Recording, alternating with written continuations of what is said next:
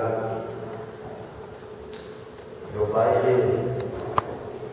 quando eu era criança, ele me perguntava: ei, você quer ser pastor? Quer fazer teologia? Eu falei: não, eu queria ser de um outro mundo.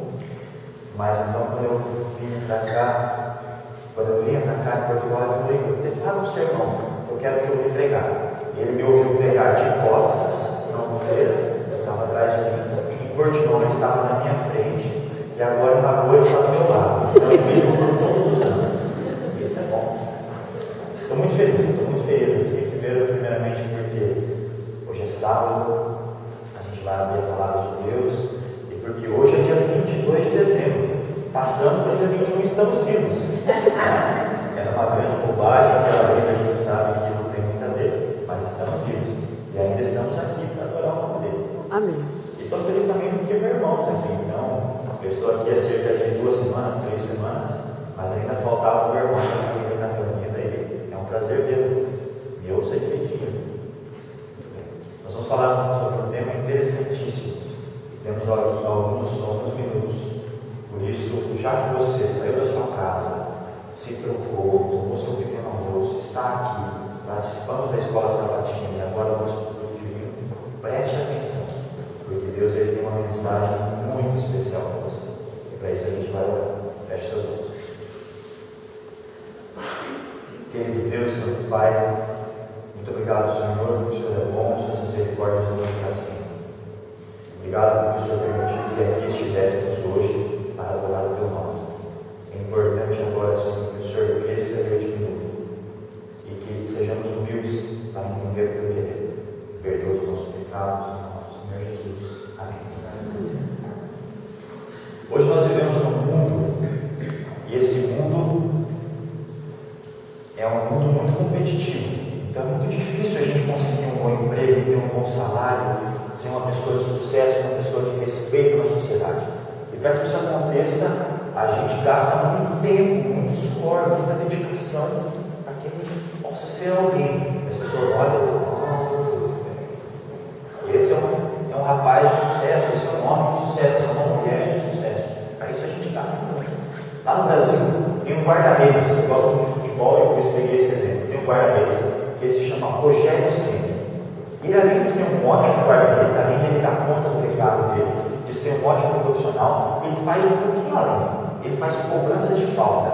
Então, aqueles lances, aqueles chutes pro gol, quem faz no time dele é ele. E você sabe que ele começou a treinar cerca de 2.500 faltas ou cobranças de faltas por mês. Então, o papel dele era ser guarda-redes. Então, ele fazia todo o treino dele, cerca de 2, 3 horas por dia. Quando todo mundo ia embora, ele ficava. E treinava cerca de 2.500 a 3.000 faltas por mês para treinar, aperfeiçoar a sua técnica. Antes dele fazer a primeira cobrança oficial, num jogo oficial, ele treinou cerca de 15.000 vezes. E hoje ele é o goleiro, o guarda-redes, que mais fez gols no mundo. Mais de 100 gols, mais que muito artilheiro por aí. Outro exemplo é de Ayrton Senna, corredor de Fórmula 1. E ele incomodava todos os mecânicos. O papel dele, o que foi proposto é que ele guiasse o carro o mais rápido possível. Mas ele fazia além. Ele incomodava os mecânicos. Mexe aqui, agita aqui.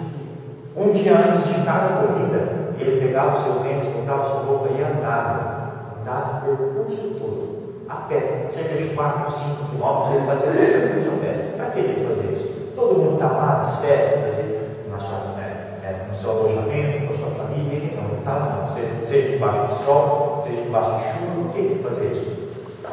Ele queria saber cada curva, cada elevação, cada descida, ele queria saber o que ele ia fazer um dia depois, minuciosamente.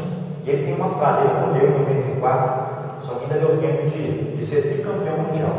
Ainda deu tempo, mesmo precocemente, ele tem uma frase que diz assim: no que diz respeito ao empenho, ao compromisso, ao esforço, à dedicação, não existe meio termo. Ou você faz uma coisa bem feita, ou você não faz. Então, no que diz respeito ao sucesso, no que diz respeito ao seu comprometimento, ou você faz uma coisa bem feita, ou você não faz bem feita. E sabe, aqui eu falo sobre o âmbito dos esportes, eu posso falar no âmbito dos negócios, tem várias experiências de sucesso nos negócios, no âmbito escolar, no âmbito acadêmico. E a gente se dedica, a gente se esforça. Por quê? Por que na vida espiritual não é assim? Por que na vida espiritual a gente aceita viver de uma forma leviana, de uma forma ociosa? Hoje está meio frio, hoje eu não vou na igreja. Não, hoje eu estou um pouquinho doente, hoje eu não vou ler a Bíblia. Por que a gente não fala assim, hoje eu estou com preguiça, eu não vou trabalhar? Será que dá certo fazer isso?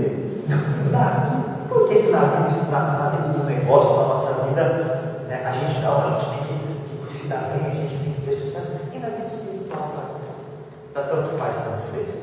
Sabe que na Bíblia tem alguns exemplos de algumas pessoas que escolheram ser excelentes cristãos. Não ser bons, não ser bons, mas ser excelentes cristãos. Por exemplo, Noé, José, Abraão, João Batista, Enoque. Enoque era um cidadão que ele realmente se demorava com as coisas de Deus.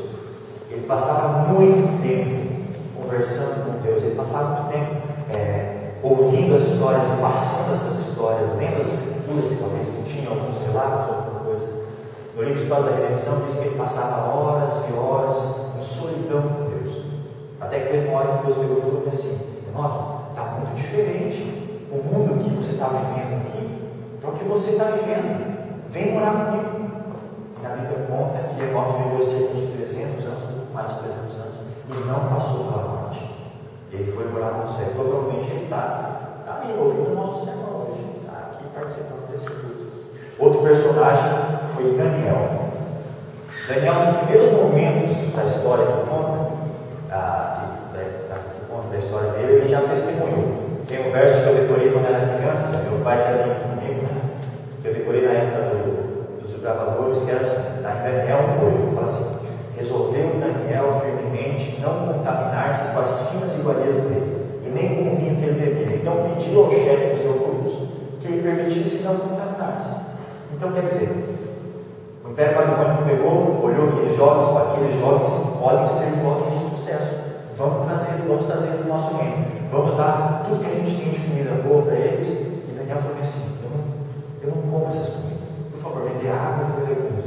Desde o começo ele já foi testemunhando, e ele foi se dedicando, e ele foi ficando alto no reino da Babilônia, ele foi ficando alto, até ele ser considerado um sábio. Teve uma noite que o rei Nabucodonosor teve um sonho, vocês conhecem essa história, e esse sonho ele falou assim: eu não vou contar esse sonho dos magos. Então vocês que são sábios, que são magos, que são astrólogos, vocês vão contar o sonho que eu tive e vão me dar a interpretação desse sonho. E se não fizer, eu vou matar todo mundo. Daniel pegou e falou assim: não vai matar no Senhor, vou matar sim, não vai matar no Senhor. Me dá um tempo, deixa eu conversar com meu Deus. E ele pegou e falou assim: Deus, teu nome vai ser glorificado agora, mas para isso eu preciso te interpretar esse sonho. E sabe, a interpretação desse sonho, nós estivemos conversando, a interpretação desse sonho hoje é a base, é uma das bases da igreja adventista. A igreja adventista pega o quê? Pega a volta de Jesus. E Daniel pegou e falou assim: Rei Nabucodonosor, tu és a cabeça. Depois a gente tem outro reino, outro, que seria o Império Medo-Persa, depois o Império Grego, o Império Romano, depois os pés de ferro e de barro, que seriam, que não se levantaria mais um reino, depois uma pedra viria. Uma pedra viria, derrubaria tudo, e essa pedra sabemos que é Jesus, que é a vinda de Jesus. Esse Império Babilônico ele caiu, como foi descrito na profecia. Chegou os membros dos persas, mas os membros dos persas veio matar todo mundo e falou: não, Daniel não vai matar. Se esse cara está no alto escalão, ele deve estar aí por algum motivo. E ele foi se dedicando até ser um dos governadores do reino Medo-Persa. Mas quão habilidoso era esse Daniel, quão competente nos seus negócios. E aqui não fala das coisas de Deus, fala do serviço dele, fala da profissão dele. Ele era governador, mas além disso ele era mais. Tem um texto que eu quero que vocês abram, Daniel 6:10. Vamos abrir esse texto.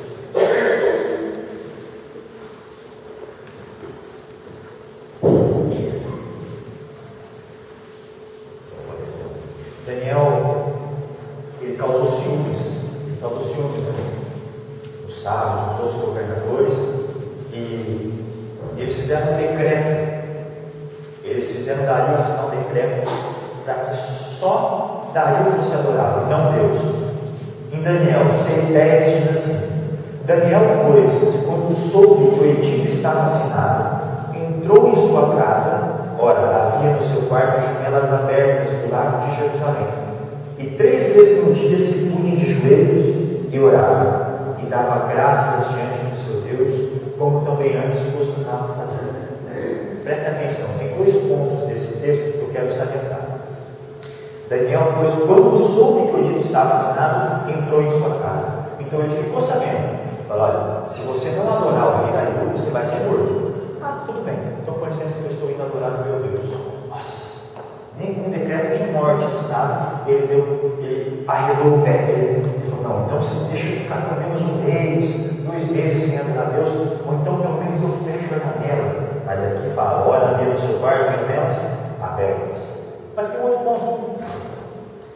E dava graças diante do seu Deus, como também antes costumava fazer. Então tem muitos cristãos hoje que, quando vê o negócio apertar, falam: não, agora eu vou pagar de santo, né? Então eu vou testemunhar: ai, Deus, e eu te amo, Deus. Mas aqui diz que Daniel já fazia isso antes. Então ele não mudou o seu costume. E ele foi condenado. Foi a cova dos leões. E sabe, esse episódio fez, quando Dario abriu a cova dos leões e viu que Daniel estava vivo, esse episódio fez com que o homem mais poderoso na terra naquela época, que era o rei Dario, falasse assim: o Deus de Daniel é verdadeiro. Vamos adorar esse Deus, porque o Deus de Daniel é o Deus verdadeiro. Então Daniel, ele escolheu ser um excelente cristão. E hoje, infelizmente, não é o que a gente tem visto. Sabe? Falar do amor de Deus parece que não arde mais o nosso coração. A gente tem vivido uma vida de: ai, meu Deus, eu sou crente, eu sou adventista, não sei o que. Ah, você não guarda, você que guarda. Parece que a gente tem vergonha. Será que a gente está pronto para defender a nossa fé para o nosso chefe, para o nosso amigo, para o presidente da República, para o Papa? Será que a gente tem essa fé? Eu acho que muitos podem ter, né? Muitos podem ter, mas hoje o secularismo, hoje a mornidão espiritual tem tomado conta. E eu pergunto: em que nós acreditamos? Quem que é o nosso Deus? Se a gente não sabe, como é que a gente pode achar essas respostas? Muitos hoje têm buscado essas respostas em coisas que eles não vão encontrar. Por exemplo, necromantes, magia negra, divertimentos impróprios. E as pessoas têm se aprisionado nos laços do pecado, como a gente consegue ver aqui no texto da Bíblia, em Provérbios 5, 22 e 23, eu vou ler para vocês, que diz assim: quanto ao ímpio, as suas iniquidades o prenderão, e com cordas do seu pecado será detido. Ele morrerá porque desavisadamente andou, e pelo excesso da sua loucura se perderá. Perceba que com cordas do seu pecado será detido. Como é que a gente pode saber qual é a verdade? Como é que nós podemos nos desvencilhar desse pecado? Nós vamos abrir a Bíblia agora algumas vezes. Presta atenção que a Bíblia tem mensagens poderosas para a gente. Tá? Vamos abrir a Bíblia em João 8:32. Temos o Novo Testamento: Mateus, Marcos, Lucas e João. João 8:32.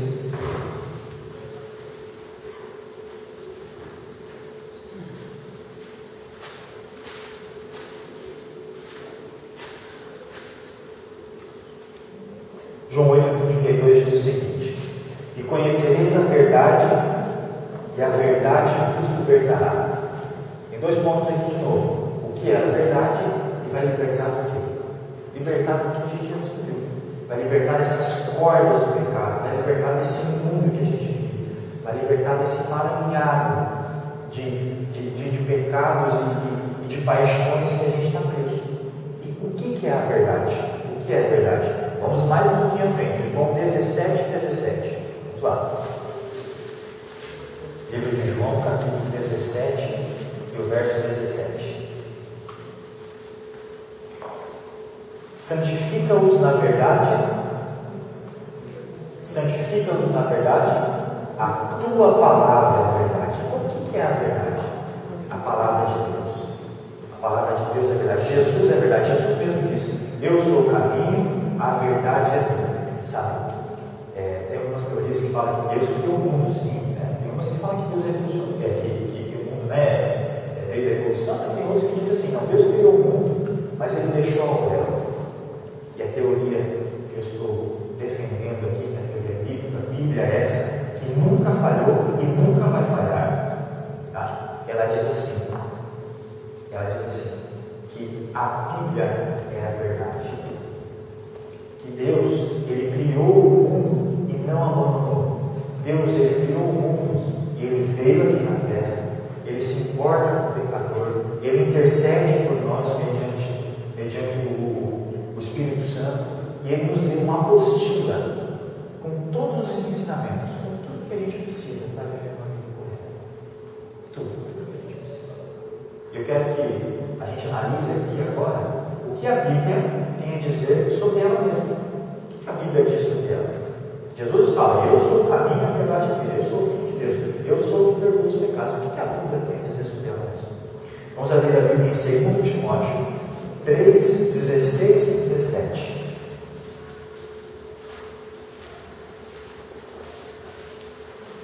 2 Timóteo 3, 16 e 17. Esse texto diz o seguinte: toda a Escritura é inspirada por Deus. Aqui não diz 10% da Escritura é inspirada por Deus. Aqui não diz 90%. Aqui não diz 99,9% da Bíblia é inspirada por Deus. Aqui diz o seguinte: toda a Bíblia é inspirada por Deus. Vamos só fazer um parênteses aqui, a gente já volta para a Bíblia. Hoje nós temos vários grupos de religiões, então é importante que a gente entenda. A gente tem, por exemplo, o judaísmo, a gente tem o hinduísmo, o budismo, e um desses grupos é o cristianismo. Então, o cristianismo que a gente entende que Jesus veio. Então, nós fazemos parte desse cristianismo. Dentro do cristianismo, nós temos cerca de 34 mil denominações. E a Igreja Adventista é uma dessas 34 mil. Sabe o que é interessante? Interessante ver que nenhuma diz que está errado. Todas dizem assim: olha, para você ser salvo, para você ter uma vida no céu, você tem que estar aqui. Nenhuma vai falar bem assim: olha, aqui é só para a gente passar alguns momentos, mas se você quiser mesmo saber qual a verdade, vira da segunda rua, está lá, é aquela igreja. Como é que a gente sabe aonde nós devemos estar? A Bíblia diz: toda a Escritura é inspirada por Deus. Então, quem seguiu toda a Bíblia, está bem. Sabe qual é a resposta? Eu já sei. Vamos continuar lendo. Toda a Escritura é inspirada por Deus. É útil para o ensino, para a repreensão, para a correção, para a educação na justiça, a fim de que o homem de Deus seja perfeito e perfeitamente habilitado para toda obra. Percebe que aqui esse texto ele nos convida a sermos perfeitos, a sermos excelentes, mas aplicarmos essa excelência, sermos habilitados para toda obra. Então hoje, quem aceita ser cristão tem uma responsabilidade. Qual é a responsabilidade? É falar do amor de Jesus. Esse amor de Jesus, que se for genuíno, ele vai arder no nosso coração. E se for arder no nosso coração, a gente não vai conseguir ficar calado. A gente vai falar disso para todos, em todas as oportunidades que tivermos.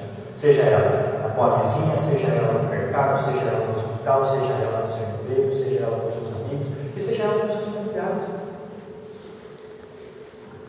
O que Jesus ele vem ensinar aqui no mundo, ele vem ensinar desde a sua criação. E o que ele vem ensinar é o amor. Agora, eu faço uma pergunta: tem alguma lógica a gente dizer que ama alguém se a gente não conhece? Deixa eu fazer um exemplo. Como é o seu nome? Maria. Muito prazer, meu nome é Igor. Vamos imaginar uma situação, Maria, que agora eu desço daqui, não vou descer porque não é o momento, mas imagina que eu desça e te dê um grande abraço, um abraço muito apertado, e falar assim: Maria, eu te amo, Maria, eu gosto muito de você é muito especial para mim, tá? Semana que vem a gente se vê, ok? Um abraço. Olha, deixa eu, você me pergunta, me dá o seu telemóvel, me dá o seu endereço. Não, semana que vem a gente se encontra. E eu vou embora, e passa-se uma semana. E na outra semana eu me encontro com você e falo: olá, Maria, que prazer te ver, dá um abraço. E eu te amo, eu gosto de você. Olha, se precisar de alguma coisa, conta comigo. Eu posso contar com você? Pode, mas vamos conversar, eu posso te ajudar? Não, semana que vem a gente se encontra. E eu vou embora. E para a terceira semana, olá Maria, eu te amo. Vocês entenderam? Tem muitos hoje que são adventistas no sétimo dia e não adventistas do sétimo dia. Tem muitos hoje que falam, eu te amo Deus, mas não buscam saber quem é Deus. Não estão nem aí para conhecer Deus. E tem um texto na Bíblia que é muito forte. E esse texto está aqui em 2 Pedro 1, 5 a 7. A gente vai ler esse texto também. Vamos lá, 2 Pedro, no finalzinho da Bíblia.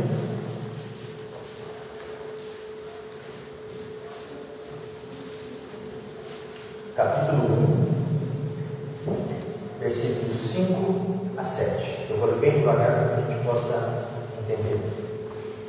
Por isso mesmo, vós, reunindo toda a vossa diligência, associai com a vossa fé a virtude, com a virtude o conhecimento, com o conhecimento o domínio próprio, com o domínio próprio a perseverança, com a perseverança a piedade, com a piedade a fraternidade e com a fraternidade o amor. O amor, ele é o suprassumo dos sentimentos. Ele é o top. Mas para isso, a gente tem uma base. A base é a fé. Depois a fé é a virtude. E a virtude, depois a gente tem o quê? O conhecimento. Percebam que o conhecimento, ele faz parte fundamental do desenvolvimento do amor. E o amor é onde nós devemos chegar. Quais são os dois mandamentos? Amar a Deus com todas as suas forças, não é com muita força, não é com pouca força, é com todas as suas forças, com todo o teu entendimento, e amar ao próximo como a ti mesmo. E para amar a Deus com todas as forças, com todo o nosso entendimento, nós precisamos conhecer Deus. Essa é a sacada do nosso cristianismo. Amar a Deus. Para amarmos, aqui esse texto diz que primeiro precisamos conhecer. E assim conhecendo, vamos desenvolver o amor. Nós temos muita responsabilidade. Nós temos hoje aqui cerca de 20 Bíblias, 30 Bíblias, tem mais umas 15, 20 ali naquele espaço ali atrás que eu já vi. Sabe? Vai ter um momento que a gente não vai ter mais essas Bíblias nas mãos. E tudo que a gente vai ter, vai estar aqui na nossa cabeça. Então agora é o momento da gente se demorar. Agora é o momento da gente sentar um bumbumzinho na cadeira e realmente estudarmos a Bíblia, realmente estudarmos a lição de escola sabatina, realmente nos demorarmos nesses assuntos, como Enoque fez, para que possamos guardar essas informações, para que possamos passar essas informações, para que possamos viver essas informações que a gente viu.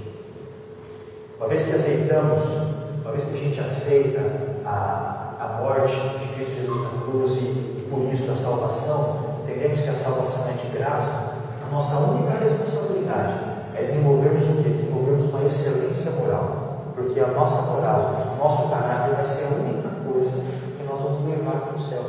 Estivemos estudando lá, quando nós ressuscitarmos, ou quando Jesus vir, nós seremos transformados. A gente vai se reconhecer, mas o corpo será forte, o corpo será sem pecado, mas o nosso caráter vai ser preservado. E é esse caráter que a gente vai levar para o céu. Qual é o nosso caráter hoje? Qual é o nosso caráter? Será que é um caráter de ociosidade? Um caráter leviano? Hoje é o tempo. Hoje é o tempo. Em face dos pecados do povo de Israel, o povo de Israel que é idólatra, que estava lá no Egito, então fez um selho de ouro. Em face desses pecados, o pecado de Moisés foi bater na rocha. Ele podia ter sido considerado um pecado pequenininho. Moisés foi chamado assim, o homem mais manso sobre a terra. Mas não foi, o pecado de Moisés não foi pequenininho. Tanto é que aquele pecadinho não deixou que ele entrasse, não permitiu que ele entrasse na terra prometida, que foi em Canaã.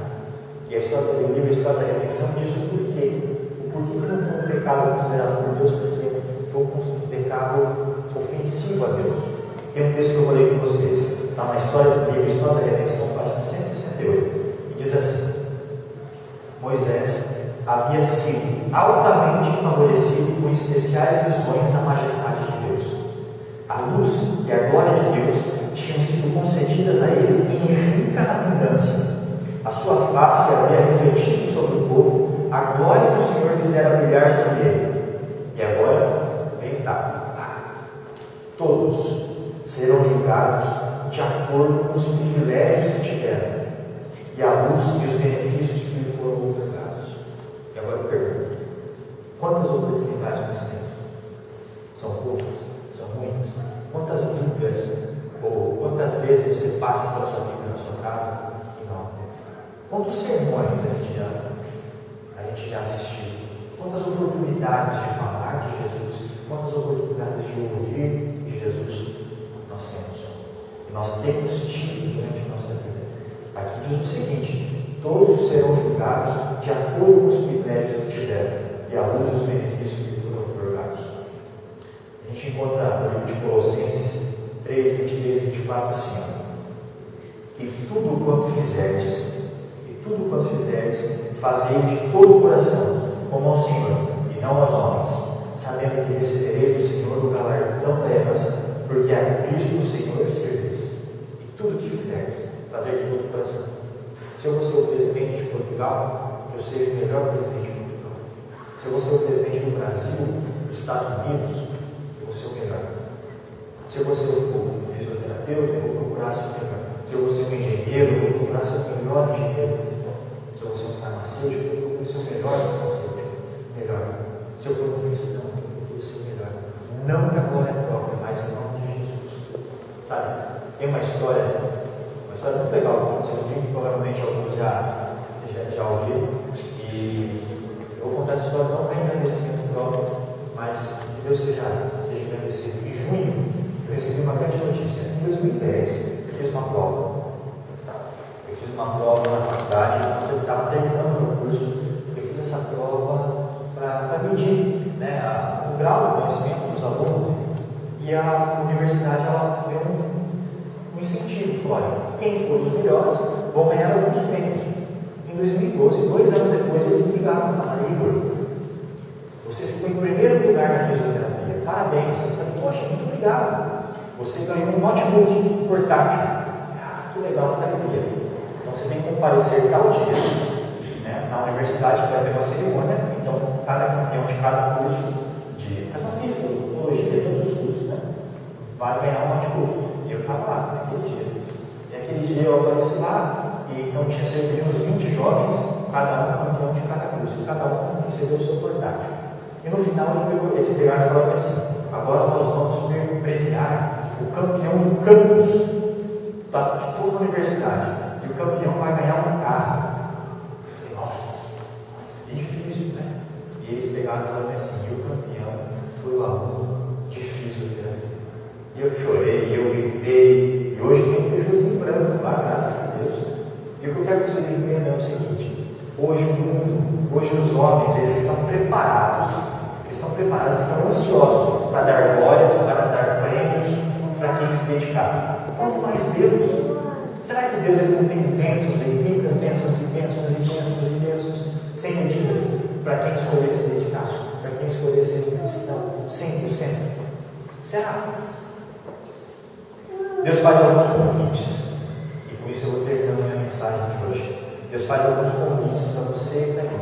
O primeiro convite que ele faz está em Mateus 6,33. Vamos abrir. Em Mateus 6,33.